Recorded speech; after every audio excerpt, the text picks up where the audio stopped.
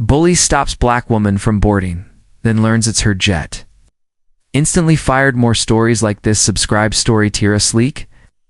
Black woman in her early 30s entered the private airport lounge with quiet confidence. She moved with the kind of grace that turned heads, not because she demanded attention, but because she carried herself like someone who knew exactly who she was. Her outfit was elegant but understated.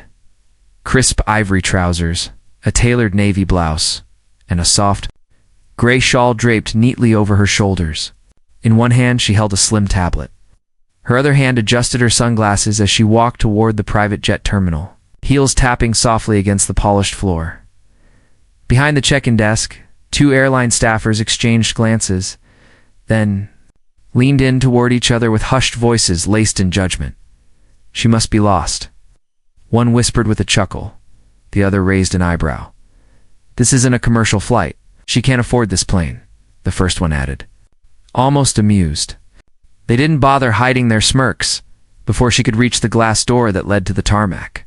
Two ground crew members in neon vests stepped forward and blocked her path. One of them, a tall man with a buzz cut and an overinflated sense of authority, crossed his arms across his chest. His expression was firm, but unmistakably patronizing. "Excuse me, ma'am," he said, voice firm but dripping with assumption. "This area is for private clients only. The economy gate is that way." The woman paused, tilted her head slightly, and replied with calm certainty, "I know exactly where I'm going." That response only seemed to amuse them more. The second crew member, shorter and stockier, took a step closer and spoke with mock courtesy. "We're going to have to ask you to step aside, ma'am. Jet is reserved for Mr. Blake's party. You're not listed anywhere on the manifest, and frankly, this isn't the kind of place where people just show up uninvited." Behind them, a small group of business-class passengers in sleek suits sat lounging near the window, sipping complimentary espresso. A few of them had turned to watch the exchange. One of them chuckled quietly, shaking his head. Another whispered something into his phone, clearly enjoying the scene. The woman remained composed. She neither raised her voice nor argued. Her posture never changed, but her eyes, hidden behind her sunglasses, locked onto the man's face in a way that made him fidget slightly. There was no anger, just an unsettling stillness. Like the pause before a tourniquet still, the crewman tried to assert dominance. "I'm going to have to call someone to escort you out. We can't have unauthorized individuals wandering around near our aircraft." But she didn't move, didn't flinch. Instead, she slowly reached into her blazer pocket and pulled out her phone. The quick swipe. She answered a call. "Is it prepped?" she asked. There was a pause. Then she responded, "Good, I'll be on board in 60 seconds. She ended the call, put the phone away, and turned back to the staffers. "You might want to double-check that manifest." They blinked in confusion. One of them narrowed his eyes, suddenly not so sure of himself. The laughter from the suited men faded slightly. Something had shifted in the air. The same woman they thought was out of place now stood at the center of the room like she owned it, and soon they would realize she did. The woman stood firm, her heels planted with quiet authority on the lounge floor, as the two ground crew members continued trying to push her away. Her expression didn't flicker. The mockery, the assumptions, the dismissiveness, they slid off her like water off polished stone. The taller staffer stepped closer, his voice low but threatening now, as if he were dealing with a nuisance rather than a professional. "Ma'am, we don't want to call security, don't make a scene." He tried to sound firm, but his tone lacked true conviction. Something about the woman's composure unsettled him. She wasn't raising her voice, wasn't begging, wasn't confused. She was simply waiting, and that confidence was starting to gnaw at his own. She didn't move. She just tilted her head slightly and asked, with piercing calm, "And what makes you so sure I don't belong?" It was a simple question, but it hung in the air like a challenge, one that couldn't be answered without revealing the ugly truth behind their assumptions. Just then, a female employee who had been watching from behind the front desk approached hesitantly. Trying to avoid a scene, she reached out and gently touched the woman's arm. "Come with me, please," she said in a rehearsed, overly polite voice, like she was handling a lost child or someone who didn't speak English. But the woman didn't budge. She didn't even acknowledge the gesture. Suddenly, the silence was broken by the shrill tone of a phone ringing from inside the woman's pocket. She took it out, answered it with a single word. "Is it prepped?" Her voice was sharp, professional, and commanding. She listened for a moment, then responded with finality. "Good.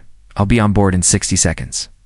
Without another word, she ended the call and slipped the phone back into her pocket. Then she turned to face the staffers again. This time her voice was firmer, still polite, but laced with something more dangerous power. "You may want to check your manifest again," she said. The shorter staffer blinked. The taller one looked confused now, glancing nervously at his colleague. Something wasn't right. The call, her tone, the certainty none of it, matched the story they had already written about her in their minds. For the first time, a seed of doubt began to grow. At that moment, a man in a navy blazer burst through a side door, tablet in hand, irritation etched into his face. He was the flight manager, clearly frustrated by the commotion. "What's the—" "Hold up," he barked, striding toward them. The female staffer rushed over to him, pointing discreetly at the woman. "She's trying to board the jet," she whispered. The manager frowned. "Name." The woman took off her sunglasses at last, revealing sharp, focused eyes that looked directly at him. "Ava Sinclair," she said with quiet pride. He froze, thumb hovering above the screen of the tablet. That name, that was the name printed in bold on the top of the manifest, and right underneath it. The moment the manager glanced down at the passenger list on his tablet, the energy in the room shifted, his brows furrowed, and his confident stride faltered. He scrolled once, then again, and then stopped completely, staring at the name printed in bold letters at the very top. His expression melted from mild annoyance to stunned disbelief. He looked up at the woman, now standing calmly with her sunglasses in hand, the faintest trace of a smirk on her lips.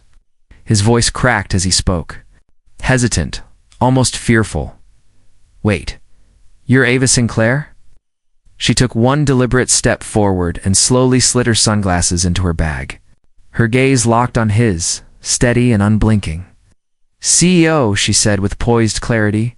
"Ava Sinclair." Just 2 words, but they hit like a tidal wave. The silence in the lounge was instant, dead quiet. The snickering passengers from earlier, one sipping espresso, trading jokes at her expense, froze mid-sip. One of them lowered his cup slowly, eyes wide, color draining from his face. Another looked down at his phone as if trying to disappear. The ones who had been so sure she was in the wrong place now looked as if the floor beneath them had just cracked open. The ground crew backed away in awkward silence, their confident posturing from earlier now completely deflated. The man, who had folded his arms and spoken so authoritatively to her a few minutes earlier, now stood stiff, swallowing hard, visibly panicking. His shoulders were tense, his hands fidgeting at his sides, as if unsure whether to apologize, run, or pretend. None of it happened. The woman turned her head slightly toward him, her expression unreadable.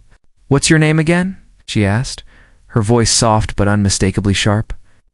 A final test, or perhaps a professional formality like asking the name of an employee before a disciplinary meeting?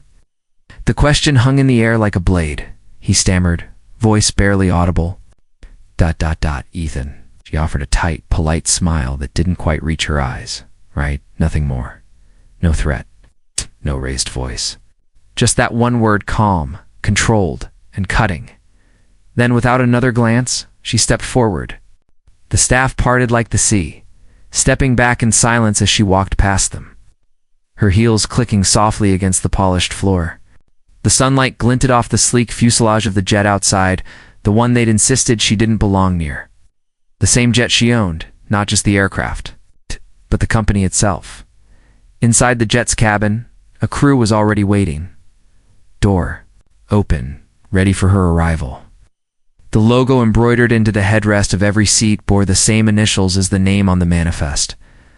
And now everyone at the gate knew they hadn't just tried to block a passenger, they'd tried to block a woman who signed their checks as she ascended the stairs of her jet, The hush behind her was deafening. The lounge felt heavier now, the air thick with silence and regret. The two employees who had blocked Ava Sinclair just moments ago stood frozen near the boarding gate, sweat forming at their temples despite the cool air conditioning. Ethan, the taller one, shifted anxiously from foot to foot, his eyes darting toward the tarmac where Ava's jet was now preparing for departure. His colleagues stood beside him, face pale and mouth slightly open as if still trying to process the enormity of their mistake. Neither of them spoke, too afraid, too ashamed. What had started as casual dismissal had unraveled into a career-ending miscalculation. Footsteps echoed sharply behind them, drawing their attention. A uniformed security officer approached with a stern expression and a clipboard tucked under his arm. He didn't bother softening his tone. "You two. Come with me. HR wants a word." The words landed with the weight of a gavel. Ethan opened his mouth to speak but quickly closed it again. There was no explanation that would fix this, no excuse that would erase what they had done, as they were led away through a side door. The rest of the staff and passengers looked on in silence. No one intervened. No one protested.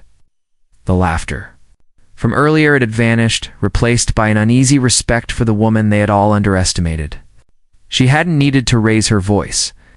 She didn't need a security team or legal threats. She had simply revealed the truth, and that had been enough to reset the entire power dynamic in the room. Meanwhile, inside the sleek, quiet interior of her private jet, Ava Sinclair sat in a cream leather seat, legs crossed, a small porcelain espresso cup in one hand. The cabin around her exuded elegance, polished wood paneling, soft ambient lighting, and silver trim that shimmered with the rising sun. She looked out the window for a moment, expression unreadable, then turned her attention back to the tablet in her lap. She hadn't even flinched when the assistant leaned over and whispered discreetly in her ear, "They've been terminated." She didn't look up.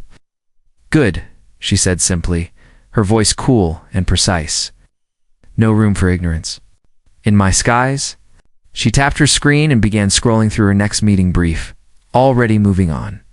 There was no time for pettiness or reflection. For a woman like Ava, power didn't come from revenge. It came from clarity, control, and the relentless pursuit of excellence.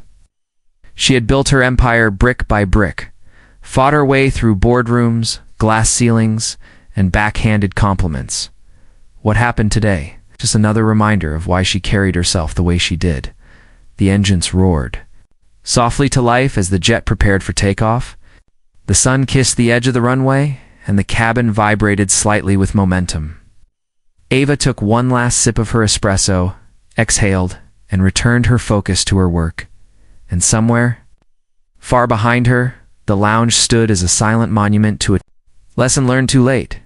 Because sometimes, the woman you're mocking doesn't just own the plane, she owns the sky, and she decides who gets to fly in it. Narrator's voice echoed like a quiet thunder. Never judge a woman by the color of her skin or the calm in her walk, because the person you're mocking might just sign your paycheck or your termination.